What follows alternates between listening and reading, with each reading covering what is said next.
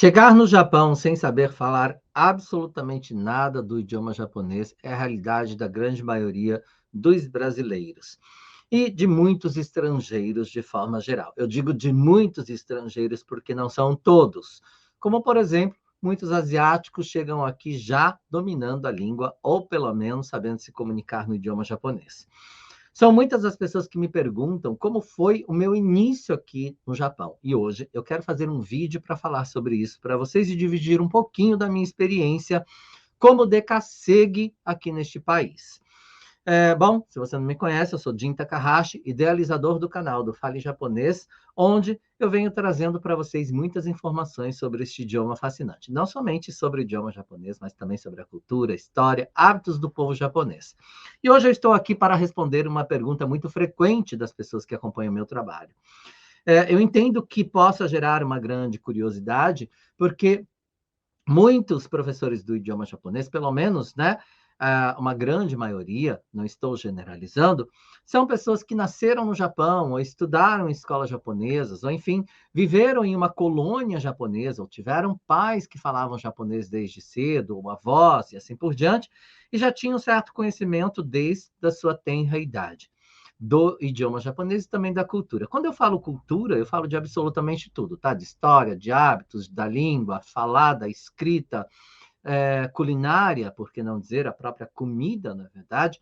Se os avós ou os pais fazem um misoshiro, por exemplo, um tsukemono, desde cedo você já ouve algumas palavras e isso já não é mais uma enorme novidade para você. Você já tem uma certa familiaridade com a língua de forma geral, sonoricamente dizendo que seja, mesmo que você não fale, mas você já ouviu em algum momento.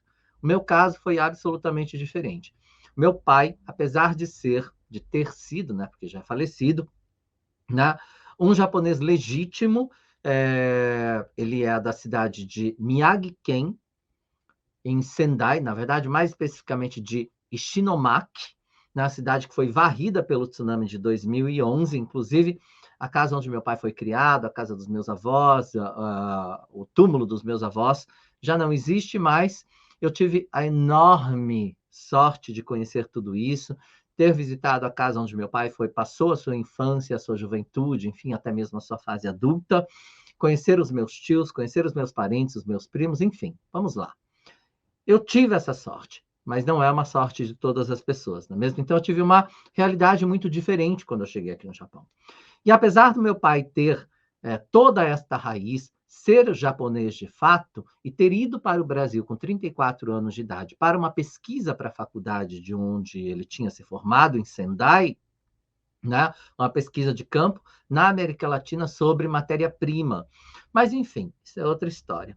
Meu pai, ele nunca falou em japonês em casa, mesmo porque a minha mãe, descendente de portugueses, ela não falava a língua, não é mesmo? Então, havia-se a necessidade de se comunicar na língua portuguesa, uma vez que nós estávamos no Brasil. E meu pai fazia questão, mesmo com um Nihongo muito, aliás, um português muito ruim, né, daquele português e japonês nativo que a gente conhece, com todo o sotaque, com todas as suas, né, nuances, ele mesmo assim queria falar o português, porque ele dizia que a sua alma, seu coração era brasileiro e que queria, inclusive, morrer no Brasil, ser enterrado no Brasil, e assim aconteceu. Mas o fato é que eu não tive contato com a língua, eu não tive contato com a cultura, eu não tive contato com nada referente ao Japão durante toda a minha vida. E quando eu decidi vir para o Japão, o meu pai foi contra. Meu pai disse: "Você não, como você vai para o Japão, não é mesmo? Eu vim para cá, né, para o Brasil, decidi que aqui seria minha terra, que eu constituiria família, que eu criaria os meus filhos, e de repente você, aos 19 anos de idade, decide ir para o Japão." E eu decidi vir justamente nessa idade, porque foi quando começou a era Dekassegue, e eu ouvi, né, dizer que havia a possibilidade de descendentes de japoneses virem trabalhar no Japão para, enfim, obterem uma qualidade de vida melhor no Brasil com o dinheiro adquirido aqui neste país. E foi o que eu fiz. Naquela leva toda, naquela demanda toda de brasileiros que estavam vindo, eu fui um dos pioneiros, eu diria, né? Claro que tem gente que está há mais tempo do que eu, tá aí 34, 35 anos, que vieram alguns anos depois, eu estou há 30, vai fazer 33 anos já de Japão, né? Eu cheguei aqui em 1991, e foi a era DKC que começou acho que 2 ou 3 anos antes, e eu já tinha ouvido falar e decidi vir. Resumindo a história. Como eu era ainda menor de idade, meu pai me emancipou, eu exigi que ele me emancipasse, porque eu disse, não tem como você me impedir. Eu vou e ponto. Mesmo que você não me permita ir agora, né, daqui a um ano eu farei 20 anos e irei de qualquer maneira. Então, que seja logo, para que eu possa me adaptar, para que eu possa me habituar e para que eu possa, né, conquistar os meus objetivos e voltar logo para o Japão, para o Brasil. E como todos, né, pelo menos a grande maioria, a ideia era comprar uma casa própria e um carro, voltar, né, ter o dinheiro suficiente para fazer alguma coisa, abrir um negócio, enfim, e voltar para o Brasil para fazer a minha vida, e isso não aconteceu, como vocês podem ver. Assim como a grande maioria, estou aqui até então, há mais de 30 anos. E, para mim, a adaptação ela foi muito difícil, assim como era para qualquer outro brasileiro que vinha nesta época. Nós não tínhamos internet, não tínhamos dicionário, não tínhamos um dicionáriozinho na Noemi, acho que é a escritora, né, que publicou esse dicionário da língua japonesa, era um verdinho e um vermelho, né? Se você é dessa época, você vai lembrar. Eu até tenho aqui em casa, inclusive. E aí, esse dicionário era a única coisa que a gente tinha na época como base para ter informação sobre o idioma, mas é um dicionário, gente, é um dicionário, são palavras, não tem não ensina você a se comunicar, né? Não ensina você a gramática, não ensina você, de fato, a dominar a língua. É apenas um dicionário de pesquisa de vocabulários. Isso, para mim, foi muito complicado. Por quê? Porque, como eu disse, né, eu tinha parentes aqui. Parentes do meu pai, irmãos e, enfim, e tudo mais, com seus genros, genra, filhos, né, que eram sobrinhos, e meus primos, e milhões de coisas, e que não haviam ido para o Brasil, nunca haviam ido para o Brasil. Sabia que meu pai estava lá há mais de 40 anos no Brasil e, de repente, eu apareço, né, no Japão, e meu pai enviou uma carta para os familiares de Yokohama, para onde eu fui, que haviam alguns parentes ali, onde meu pai falou, se você vai então, você vai para Yokohama, que lá eu tenho a minha irmã, que poderá te dar uma assessoria no começo para te ajudar e tudo mais. E foi assim que aconteceu, tá? Eu estou falando de mim, mas para vocês entenderem que neste contexto todo, a minha irmã, ela decidiu vir comigo também, e ela veio comigo. Então, nós dois tivemos a mesma história, tá? A mesma dificuldade. E era uma época onde as empreiteiras tinham uma coligação com uma empreiteira do Japão, que recrutavam a mão de obra estrangeira, brasileira no caso, para vir trabalhar, e a gente vinha com a passagem financiada. Muitos fizeram isso na época, porque era muito caro, e a gente tinha que trabalhar aqui, era descontado mensalmente um valor do nosso salário para pagar, para custear, não é, esta dívida que nós tínhamos com a empreiteira. Era muito alto, muito alto. Acho que nem sei quanto que eles cobravam a mais do que de fato era. Mas como a gente trabalhava aqui, ganhava bem na época, porque trabalhávamos muito, inclusive, o salário não era tão diferente quanto hoje, como vocês sabem, há mais de 30 anos o salário no Japão ele não é reajustado, não é mesmo? Então, até mesmo o salário japonês. Então, nós não ganhávamos 2, 3 mil por hora, nós ganhávamos o mesmo 1.200, 1.300 por hora, porém, fazíamos 4, 5 horas de zangyo. Não havia limites. O quanto a gente pudesse, o corpo aguentasse, a gente podia trabalhar, inclusive sábado e domingo, se você quisesse, porque nós vínhamos com este propósito. Então, não existia uma lei específica na época, porque era um movimento muito recente, uma lei trabalhista na época que impedia, né, a gente de fazer uma quantidade exorbitante de hora extra, porque também não tínhamos que declarar isso, não tinha Shakai Hoken, que é o seguro social para a gente, não era exigido. A gente tinha, claro, o Kokumin Kenko Hoken, que é o seguro saúde nacional, mas não tínhamos o social, seguro social, né, que é o Shakai Hoken. Então, assim, nós não tínhamos essa, digamos, esse freio, né? As empresas não tinham esse freio para impedir a gente de fazer muitas horas extras. Então, a gente se matava mesmo para trabalhar, porque a ideia era ir embora em 2, 3 anos no máximo. E então nós recebíamos muito dinheiro. Então, uma vez que eles descontavam esse dinheiro para custear né, a passagem e tudo mais para a gente vir, não fazia tanta diferença, não pesava no nosso salário. Mas a dificuldade era muito grande para mim, porque eu não vim só para trabalhar. Eu tive uma família, né, do meu pai que entrou em contato logo no dia seguinte que nós chegamos. Chegamos no sábado, no domingo seguinte estavam batendo na nossa porta, porque nos procuraram através da empreiteira que havia nos trazido. Meu pai havia escrito uma carta para ela, tudo carta, gente, carta, cartinha, escreve, chega, sabe Deus quantos dias depois. Então, eles tinham essa carta com o número do telefone da empreiteira, né, que havia trazido a gente para cá, ligaram para pedir informação de onde a gente morava. Eles não passaram o endereço correto, mas passaram o bairro. O meu tio e a minha tia andaram o bairro inteiro, inteiro, tudo batendo de porta em porta até achar a nossa casa. Quando acharam, foi uma coisa enlouquecedora. Eu tive uma grande sorte, eu e a minha irmã, porque nós, na época, a gente vinha com um contrato de trabalho e já com o trabalho já estabelecido. Se você não tivesse o trabalho, você não poderia vir, não te daria um visto de trabalho, não é mesmo? E nós íamos com um outro casal de irmãos que haviam morado em uma colônia japonesa a vida inteira, que tinham uma afinidade maior com a língua, aprenderam com os avós, com os pais, aquele Nihongo arcaico, mas aprenderam. Então, eles estavam conosco no mesmo local. A casa, gente, nem sei se podia ser chamada de casa, era um barracão, não sei como chama, de lata, sabe? Que hoje a gente vê, ainda existe no Japão, que é tudo de lata, enferrujada, com banheiro de potão, muito difícil, uma vida muito difícil, tá? O ofurô, não tinha chuveiro, né? O ofurô a gás para você esquentar, tomar banho de canequinha. Eles davam para a gente somente um futon, que é o colchão, a panela de arroz, o fogão, uma pequena geladeira e pronto. E a gente que se virasse com aquilo ali. E era bastante complicado nesta época para a gente se adaptar. Mas nós tivemos a sorte de que esse casal estava conosco, eram 2 quartos, eu e o rapaz ficávamos em um, e a minha irmã com a outra moça, a Marina, ficavam em outro, e eu e o Kiyoshi. E aí nós dividimos essa moradia, vamos falar dessa forma, né? Durante bons anos. E aí, como eles tinham tiveram um contato maior com a língua, quando meus parentes, meu tio e minha tia bateram na porta, e aí foi aquela coisa, né? Meu Deus, e agora? Porque eles falavam um monte de coisa em japonês, japonês, japonês. Nós conseguimos identificar que era Takahashi ali no meio, né? Daquela conversa toda.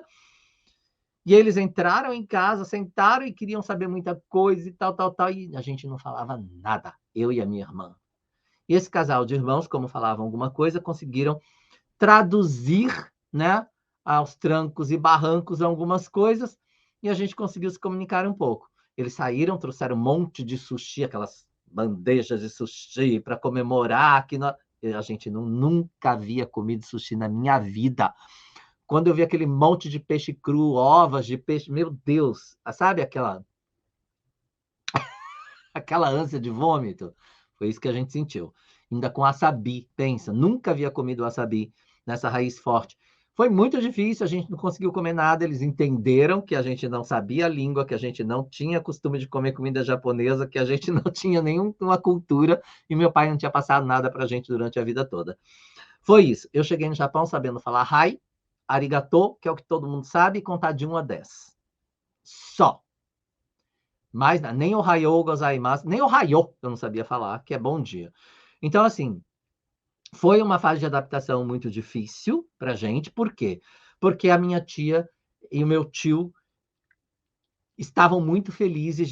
Isso é o que eu falo para vocês, que é muito diferente da grande maioria das pessoas. Eles vieram atrás, eles queriam nos conhecer, eles queriam saber do meu pai, eles queriam resgatar, né, esse contato com o meu pai que estava no Brasil há tantos anos.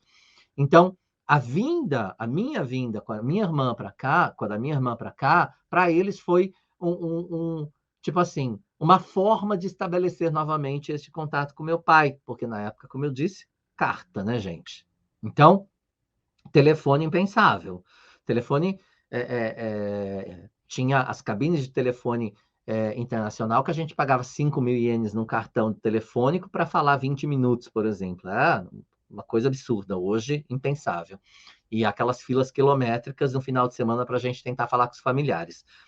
E tinha assim, e à noite ainda, que era você conseguia falar um pouco mais dependendo do horário, né? Se eu não me engano. Então, assim, eles queriam ter esse contato e aí nos levava para casa deles. Final de semana vinha buscar para levar a gente para fazer compra. Me ensinou a comprar sabão em pó, açúcar, sal, vinagre, saber diferenciar as coisas no mercado. Faziam compras, traziam coisas da casa deles. Martelo, tem até hoje o martelo do meu tio Watanabe, maravilhoso. Tio incrível, infelizmente já falecido. Minha tia também já falecida, faleceu recentemente, né? E aí tenho contato, obviamente, com a minha prima, enfim, com os outros familiares. Mas, até hoje, então foi um vínculo estabelecido. Eles levavam a gente para, não somente para isso, mas para conhecer o templo, conhecer Kamakura, subir o Monte Fuji, somente até onde vai de carro, tá, gente? Até a metade do Monte Fuji. Então, queriam mostrar para a gente a cultura. Levou a gente para Sendai, para Ishinomaki, onde meu pai nasceu, para conhecer a casa onde meu pai foi criado, conhecer os outros tios, os outros primos. Gente, eu nunca podia imaginar que eu tinha tantos familiares aqui no Japão. E fui muito bem recebido. E só que aí a língua não existia para que a gente pudesse comunicar. Além de eu ter entrado em uma fábrica que fazia medidor de fluxo, que, resumindo, Ryuryoke, que chama, tá? É um medidor de fluxo, ou seja, um aparelho que mede qualquer tipo de fluxo, seja ele leite, remédio, clara de ovo para a empresa de bolo, água, petróleo, tanta coisa, gente, até energia nuclear de pequeno e enorme porte, por exemplo, dependendo do que aquilo mede. E era muito complexo o meu trabalho. E não existia ninguém que falasse Nihongo. Eu fui colocado em um lugar onde só tinha japoneses para aprender a fazer um serviço extremamente complexo. Foram muitas vezes que eu trabalhei chorando, foram muitas vezes que eu trabalhei não acreditando que fosse capaz, porque todo o contexto da minha chegada foi muito, né? Foi um turbilhão de coisas ao mesmo tempo. A necessidade de me adaptar com a língua, a necessidade de me adaptar com o idioma, com a cultura, com tanta coisa ao mesmo tempo, né? Tendo que me adaptar a uma moradia com pessoas que eu nunca havia visto na minha vida, que nos conhecemos no avião, por exemplo, na hora de embarcar. Então, tudo era muito difícil nesta época para a gente. Hoje, as pessoas têm uma facilidade incrível, não é mesmo? Para vir para cá e se adaptar ao Japão. Mas na época não era bem assim. Então, esta necessidade. E claro, quando você pensa, eu vou ficar 2, 3 anos, tudo bem, vamos levando da maneira que a gente pode e depois a gente vai embora, né? E essa realidade vai ficar para trás. Mas, mesmo sabendo que, pensando, na verdade, que eu ficaria 2 ou 3 anos, eu me vi em uma necessidade absurda de aprender a língua, porque eu entendi que somente aprendendo o idioma japonês é que eu iria conseguir me adaptar a tudo, àquela nova realidade da minha vida e ter uma qualidade de vida melhor, mesmo porque os meus familiares queriam se comunicar muito comigo. Gente, pode parecer meio loucura isso, mas tudo isso, a necessidade de sobrevivência da gente faz com que a gente aprenda muita coisa. E essa necessidade de sobrevivência e de comunicação, para mim, foi primordial para que eu aprendesse a língua. E a presença da minha família constante na minha vida, neste momento de adaptação, foi também o que agravou a necessidade de aprender a língua quanto antes. Em um ano, eu já falava o idioma japonês. É loucura, né? Mas em um ano, eu já falava a língua. Já o suficiente para me comunicar. Depois de um ano e um pouquinho, 1 ano e meio mais ou menos, a minha família me levou novamente para Ishinomaki. Na verdade, me levou pela primeira vez, que a primeira vez foram os parentes de Ishinomaki que vieram para nos conhecer na casa da minha tia em Yokohama, e depois de um ano e pouco eu fui para Ishinomaki para conhecer a casa que meu pai foi criado, o túmulo dos meus avós e tudo mais.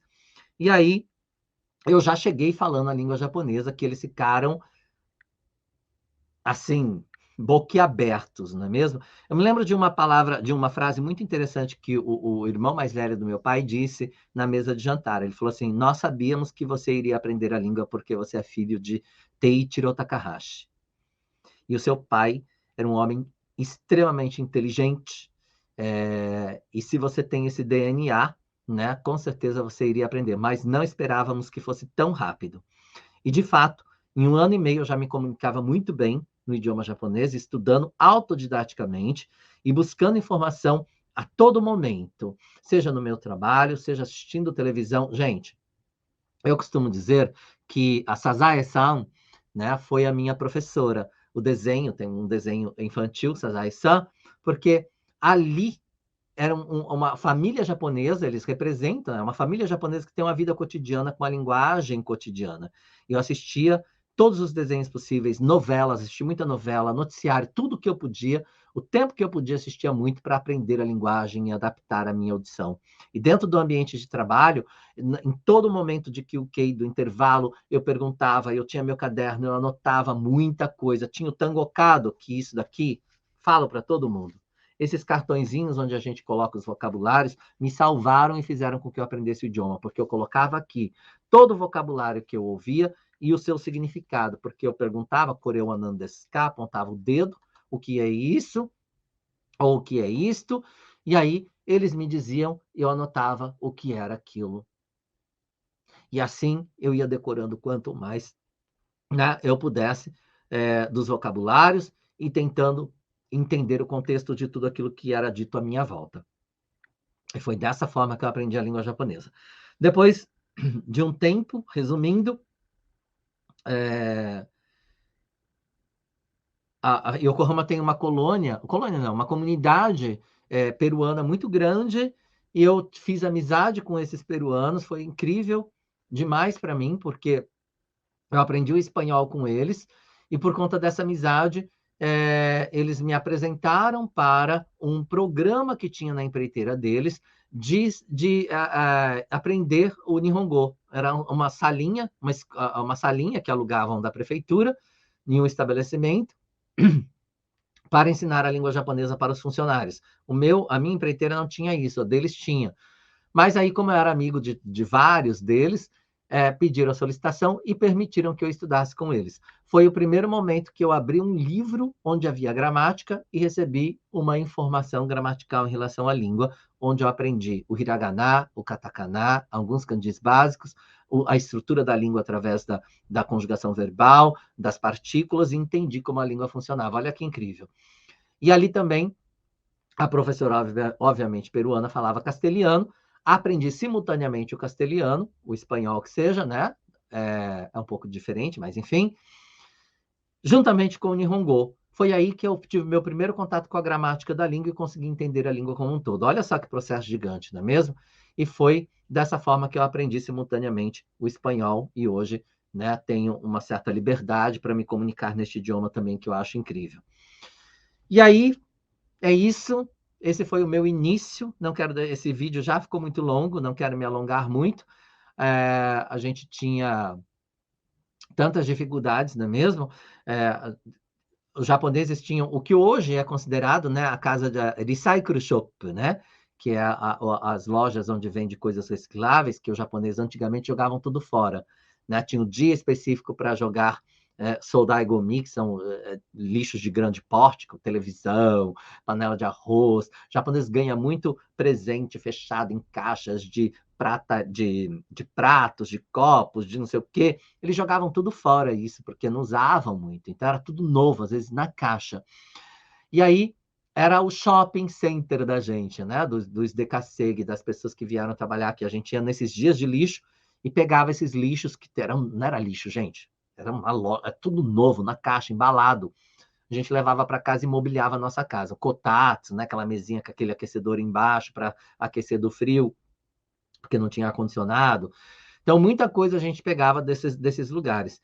E aí, hoje, se transformou aí no Recycle Shop, que é as lojas que revendem esse material mais barato. Mas nós tivemos uma fase de adaptação muito difícil, com todas os sacrifícios, não é? Todas as dificuldades, todas as dores, todas as frustrações possíveis, e foram por conta dessas frustrações, dessas dores, que me movimentaram para eu aprender a língua, para ter liberdade, para poder me comunicar, me expressar, tanto com os meus familiares quanto com os meus colegas de trabalho. e poder, de fato, aproveitar o que o país podia me dar.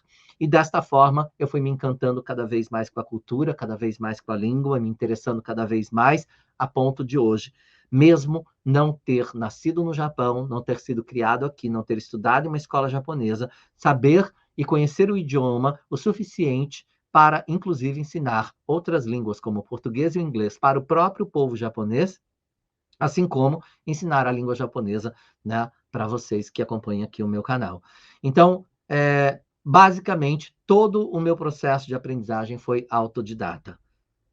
Para vocês entenderem isso, e é por isso que eu digo sempre: todos são capazes, vocês são tão capazes que vocês ainda não entenderam isso, né? Às vezes você não acredita na sua capacidade, e é importante que, acima de tudo, você acredite na sua capacidade de aprendizagem, na sua capacidade de absorção, na sua capacidade de transformar a sua vida e ter uma melhor qualidade de vida neste país e aproveitar tudo que ele pode te dar. Isso só será possível a partir do momento que você conseguir se comunicar com o povo japonês.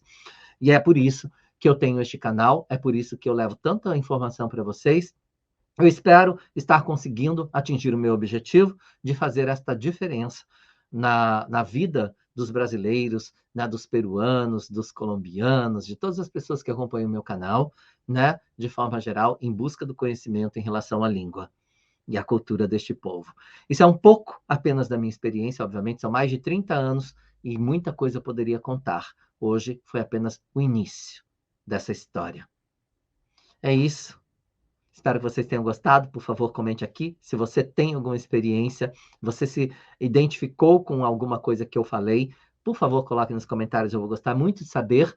Compartilhe para que outras pessoas possam saber e se inscreva no canal para que você possa receber aí as notificações quando eu estiver aqui com novo conteúdo, né? Ative o sininho para que você possa ser lembrado quando eu estiver aqui com novo conteúdo e não perder absolutamente nada. Se você quiser que eu aborde um outro assunto aqui, né, sobre a minha vida, minhas experiências, coloque também nos comentários, será muito importante para que eu possa trazer para vocês informações que possam, de fato, atenderem aí as suas expectativas em relação ao meu trabalho aqui com Fale Japonês, tá legal? Como Jin Takahashi pessoa, como Jin Takahashi sensei, como Jin Takahashi eterno aprendiz, como eu costumo dizer. Muitíssimo obrigado, arigatou gozaimashita, e a gente se vê em um próximo vídeo. Já né?